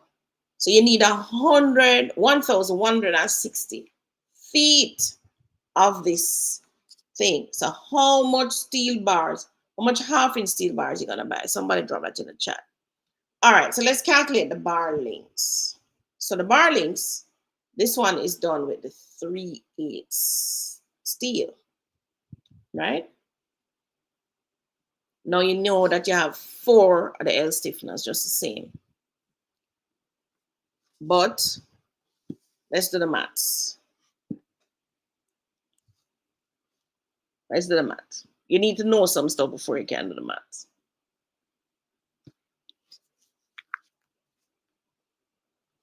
You know the height of the stiffener is 13. We don't put stiffeners in the beam. So the height, these stiffeners, all right. So if this is give me a pen, Tony. If this is a stiffener. I don't have a pen. All right, let's pretend this is a steel. They can't see you. You need to hold it up. Hold it up. This is a steel. This is a steel. These are the links or the stirrups that go around it, and they're spaced out. In this case, the spacing looks like 8 inches. They're spaced out 8 inches on center. So for every 8 inches, what was it on the thing? 200 how much again? Don't remember. On the diagram before. All right, but let's assume 8 inches on center, because that's what I have here. Sometimes they're 8 inches on center, sometimes they're 10 inches on center, sometimes they're 12 inches on center, meaning they're 8 inches apart, right? So this is your steel work, 4 of them, 4 at each, 1 at each corner. No, this is the L. So you have 2, 4, 6, 7 at each corner. 2, 4, 7. There are 3 in the back here and 2 here, 7, right? Like you might have to draw a mini one with like fudge sticks or something. Right. Bring a little model. I have the links going around 8 inches on center. So that means they're 8 inches apart, guys. So for every 8 inches, you have one of these stirrups or links tying these steel, right? Going down the line. So you know the height is 13, but we're in feet. So you need to multiply it by 12. You get 156 inches divided by 8 because there are 8 inches on center. So you know there are 19.5 of these babies going down.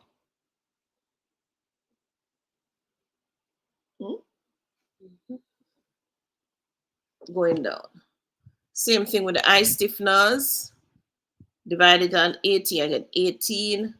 And the T stiffeners, you're going to divide it. And you know that they're that. But for the L stiffeners, there are 2 bars. Remember, I showed you the diagram. Where you get back? Oops. I can't get back. Oops, without doing all of that.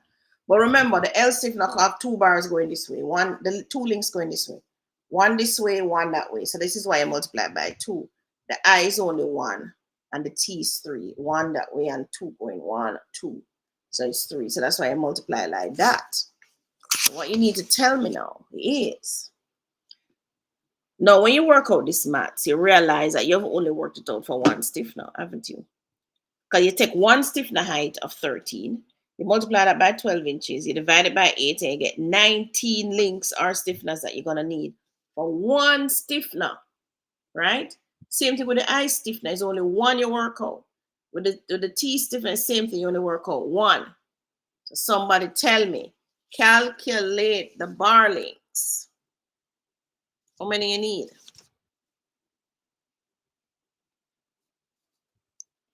I said, Tony trying to add up our maths fast. Oh, I don't. Oh, no, I told you. So how much you need in all is, so you need a certain amount in all. Oh, they said they're not seeing the cursor. You're not seeing my cursor? I think for them to see the cursor, we'd have to be out of presentation mode and in the regular view.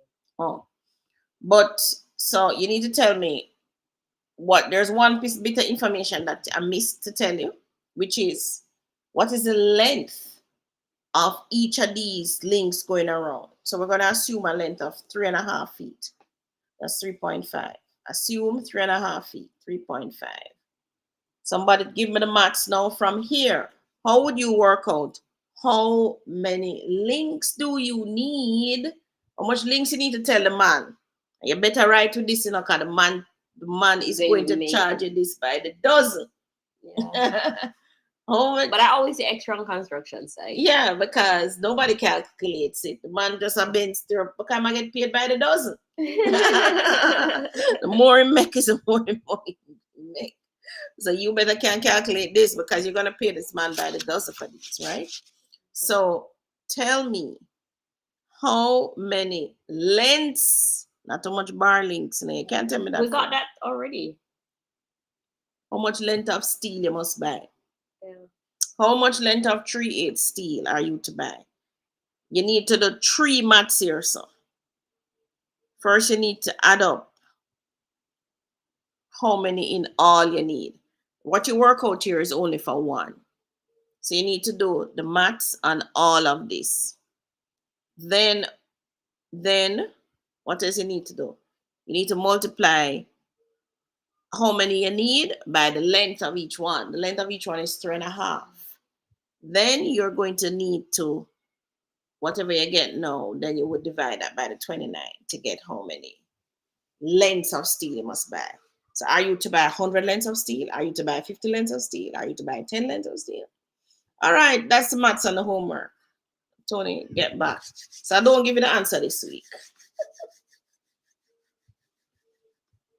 Can you leave a screen on? Or if we get back to live, the screen is off? No, we can. It's just, we can. So we can do a version of the screen. I know some persons don't like mathematics, but mathematics is what you make you win in life. Now, if you realize that you're weak in mathematics, that's another thing that informal teaches. Some persons are good with numbers. Like my father was good with numbers. You're pretty good with numbers too. Yeah, my father he had a beef shop and a bar. And so I used to be in there and the used to say, Claudia, don't write down no book, just calculate it in your head. So he was the one who taught me how to add and subtract in my head. Because I was always in the bar with him and I had to make the change, right? Mm-hmm. When I come when he picked me from school, is the bar we go. And of course, my mother would fuss with him because he take us home late all the time, every day. And them times I never have cell phone or whatever. It was always a quarrel. But I enjoyed my time being at the bar. I learned to give change. I learned to serve the sodas and whatever else. And the jukebox was my favorite part. Because I love to dance and you put the coins in and I love that. I love the music. And of course, I get to empty the jukebox and count all the money as well. So I enjoyed that part of it. So in doing all of that now, I learned the maths in my head. Right. Some persons have a slight difficulty with that, which is why when you get change, you fluff over it because you're not checking it because you're not too good with the mental arithmetic, right? But one of the things I can tell you though, you must always aim to partner with, so your weakness. So if your weakness is maths, you can't partner with somebody weak in maths. And if your weakness is maths, don't be quick to spend. Yeah, it's very slow. Very slow to spend. Make sure you check it and then somebody else check it before you spell it. Yes. You have to be. All right, so let's see who's going to come up with the answer. Oh, Tony, I'm not seeing your chats. What's happening to your chats?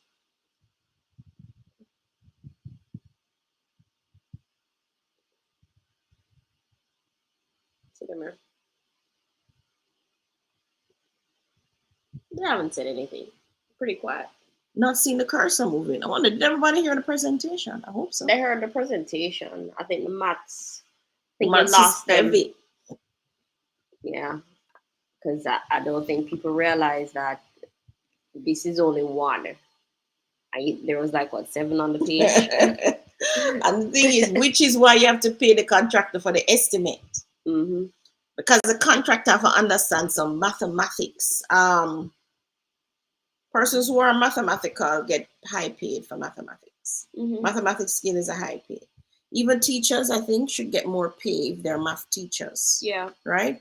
The math and science teachers, to me, should get way more pay than somebody teaching social studies. Mm-hmm. You know, those things. I think English teachers should get paid too.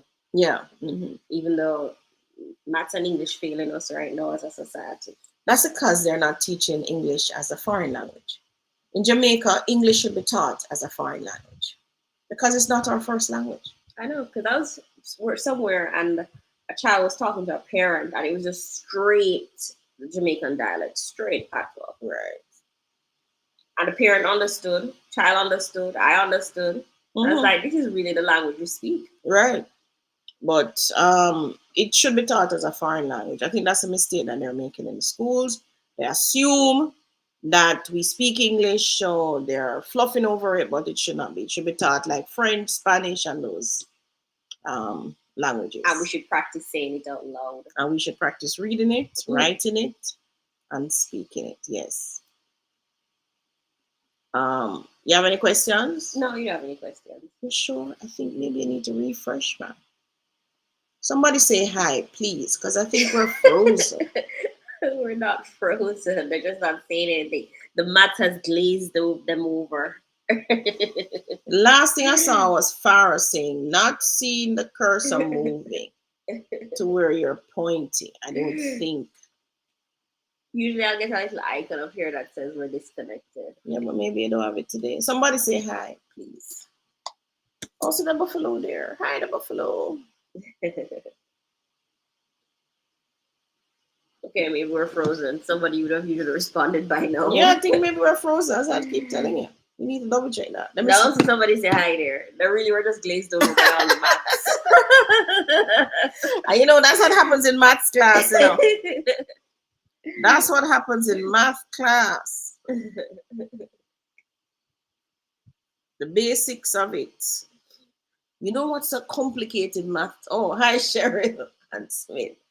Not seeing the cursor. Did you guys understand how to calculate the steel? Let me know. It's so sinking then. You know. So an idea just came to me. What? It's gonna take, if it take me, it's gonna take a hurricane effort to do it though. What you want to do? It's gonna take a hurricane. We can hear you. Hi, Sherry. Oh yeah, good. Did anybody tune into the math? Or tune out? Or tune out? What is it? Tune out. Or what you trying to do? Or if you have any questions, send me for live. Mm-hmm.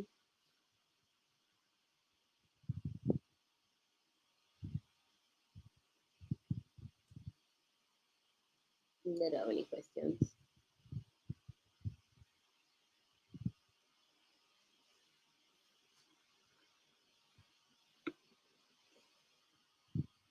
We're leaving the numbers up there so that somebody can work it out and give me the answer.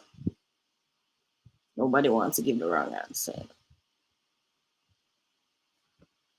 Let me give the wrong answer. No, you can't give the wrong answer. You're sitting right beside the teacher. It is 4 stiffness times 39 bars equal 156 stiffness, and each length of steel is what, 29? No, each length of the stiffener is 3.5, 3.5.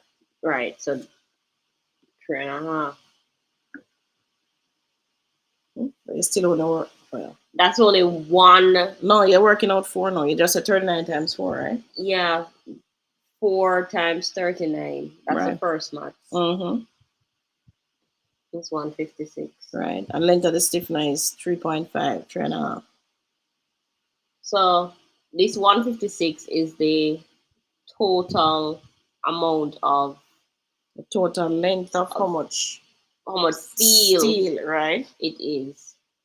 And then, The length of steel is 29 feet. but what I got confused here is I then divide this by 29 feet. That gives me 5.3 lengths of steel. Right. But where would I have calculated the 3.5 inch of 3.5 feet? Oh, because the length. Oh, can you get back to it? I can show you. Oh, you know that is the length of the stirrup. Yeah. That's what you're asking. Let me go back. You're in it. So go back to what page? The page before? Yeah, this page. All right. Are they seeing the screen? Yeah. All right. So if you're looking closer now, you'll see that the length, let's just say the eye stiffener at the bottom. It says there it is 300 mm or 1 foot. That side. And the short side is 6 inches. What? Oh, 1 foot and 6 inches. Or 150 and 300. Okay. So if that side is 300, the other side is 300 too. So that's 1 foot plus 1 foot. That's 2 feet. And then that 6 and 6 is 1. So that's 3 feet. And you're giving 6 inches for the lap. So that's 3.5. Oh. So this can be any size, It's just that this size is that.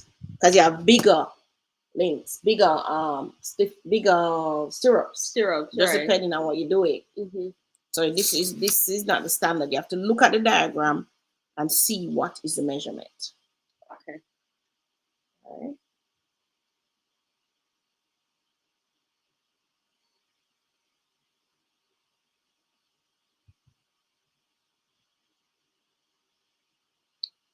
Smithy says, how much was how long is a half inch steel? 29 feet. 29 feet. Half inch steel I'm talking about. Half inch. Both of them are 29. Half and 3/4. 3/4, yeah. So I think the first question I asked is how much half inch steel is needed. Or 3/8. How much half inch steel bars are needed, yeah. And then the second one is how much 3/8 steel is needed. It looks like my men who would know the maths are not here. Who would not be afraid of the maths, they're not here. All right, everybody. So if we don't have any more questions, do we? Smithy, come up with the answer yet? Tell me how much is a half inch. How much half inch steel you need? Half inch steel is 4. It's the easiest one. So your total feet is 1. No, it's there already. Your total feet is 1. How much? Oh, you just add the 3 of them. Add them already. 161. What's that? 1150? Look so. Divided by the 29. 1160. 1160. So you need 39.6 lengths of steel. No, it's 11. That's 11. It's 50 that are 60. It look like 60.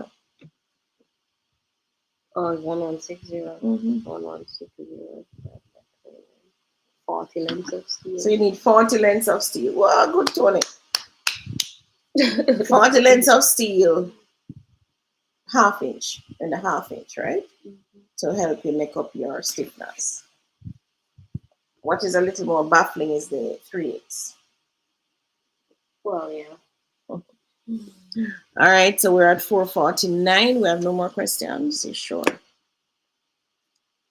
Yeah, we don't have any questions. All right, so I guess we can sign out and go eat our dinner early. All right, everybody. Since you have no more questions, you can give me the answer next week on my calculations. How much length of steel do I need to buy to make up the links? Remember, you're going to pay for these links by the dozen. So if you don't know no other calculation, you got to know this one.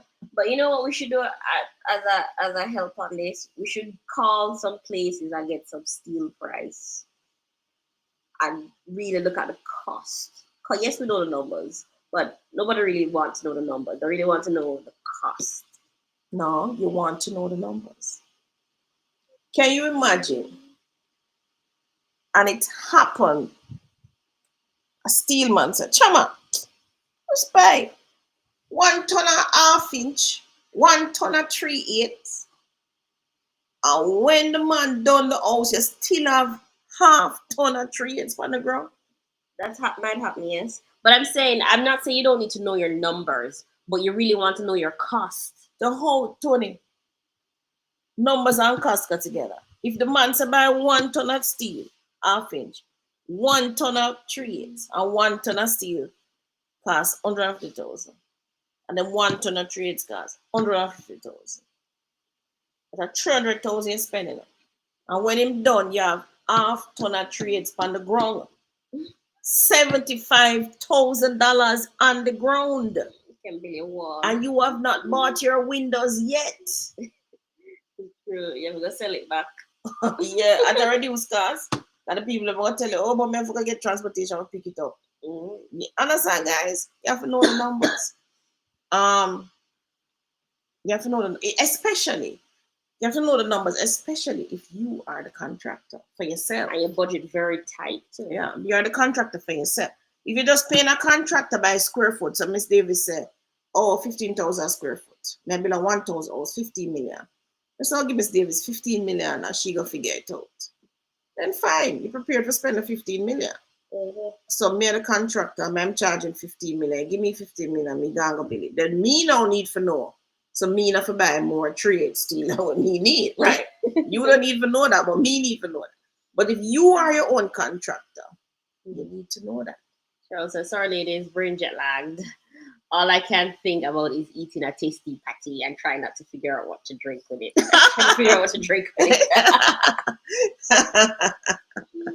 my God. Drink some good old Jamaican mint tea.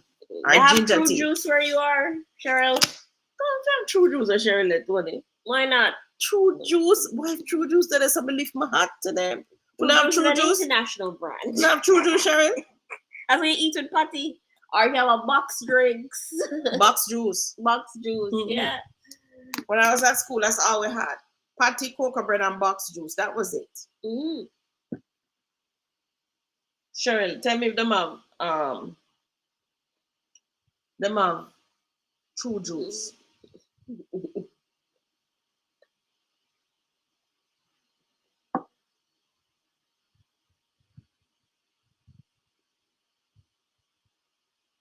No true juice. Cheryl ate our patty. Cheryl, you know what's today is Sunday though. We need patty for Sunday, Cheryl. Patty can eat any day. Patty can eat any day. Which patty place open today? Juicy beef. I wouldn't eat that patty on a Sunday, but juicy beef open on Sunday today. Well, I don't know about here where you are, but where I am, it's open on a Sunday. On a Sunday? Yeah. Well, I guess. But today is rice and peas and chicken day, Cheryl. Cheryl said, yes, we have true juice. You have true juice, Cheryl? Me can't believe. No, me lift my heart to true juice. If you have true juice in a foreign, I am, trust me, Jamaica will lick about with Talawa. The bigger, better juice. Yes, true juice. I love the pineapple one. I have the pineapple one right now. I'm going to drink with my dinner. That's the one I love. Pineapple, no sugar. That is my best juice. But I can Cheryl, really? They really have true juice. Oh my gosh. I'm so proud of my Jamaicans. Mm-hmm. They're everywhere. Tina Cheryl said, tasty patty can eat any day, anytime. I tell you, can. Yeah, tasty patty was my staple when I was at school, high school. Eat it every day. Mm-hmm. And I guess a lot of kids go for it. Yeah, it's the easiest thing to feed you between that 12 to 1 period. Yeah, it's also the quickest thing to get to. Xana's even love it too, patty. Although I don't think them have any discerning taste yet as to which one. Yeah. But they love the patty. They love the beef. Yeah, and I think they only use the mothers still because like Rachel would buy them patty and that's where she would go so she can get the soy. Right. Yeah, so them love the patty. All right, everybody. So time is upon us. So there's a question. I went to school in Brownstown, St. Anne, and usually have chocolate milk, 2 patties, and a cocoa bread at a patty shop called Golden Crust. Was the best patties ever. Yes, Golden Crust. But Rude Boy, did rich man 2 patties, a cocoa bread plus chocolate milk? For lunchtime? For lunchtime? Rude Boy, rich. But have some money. Only 1 patty we could have get. 1 patty, a cocoa bread, and a box juice, orange juice. That was it.